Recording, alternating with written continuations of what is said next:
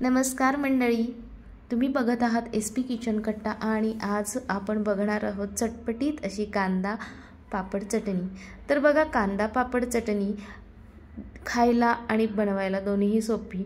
एकदा जर तुम्ही ही चटपटीत चटणी जेवणामध्ये खायला घेतलीत तर तुम्हाला कळणारही नाही एकाच्या ऐवजी तुम्ही 2 चपात्या कधी खाल्ल्या, 2 भाकरी कधी खाल्ल्या, इतकी छान लागते।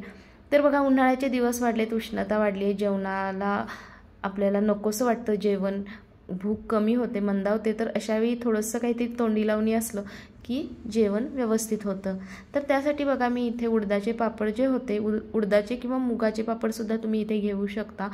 तर ते पापड भाजून घ्यायचे आहेत आणि त्यानंतर एक कांदा, एक टोमॅटो बारीक कट करून घ्यायचा आहे। ते बारीक कट केलेले कांदा टोमॅटो एका बाउलमध्ये काढले, त्यामध्ये वरून थोडासा चाट मसाला, काळं मीठ आणि साधं मीठ असं थोडंसं टाकलेलं आहे। काळं मीठ नसेल तरीही हरकत नाही, ते स्किप करू शकता। त्यानंतर ह्याच्यामध्ये तुम्हाला आवडत असेल लिंबाचा रस पिळायचा आहे। वरून जो पापड आपण भाजून घेतला होता ते पापडाचा हाताने चुरा करून त्यामध्ये टाकायचा आहे।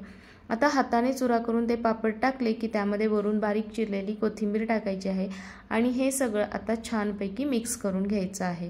तुम्हाला पाहिजे असल्यास वरून थोडंसं तेलामध्ये जिरे मोहरी हिंगाची फोडणी देऊन तो तडका देऊ शकता, पण मी इथे तडका दिलेला नाही आहे, साधी चटणी बनवली आहे।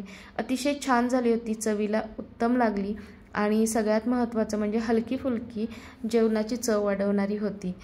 माझी रेसिपी तुम्हाला आवडली का हे नक्की कमेंट सेक्शनमध्ये सांगा। चॅनलवरती नवीन असाल तर नक्की चॅनलला सबस्क्राईब करा, लाईक करा, शेअर करा।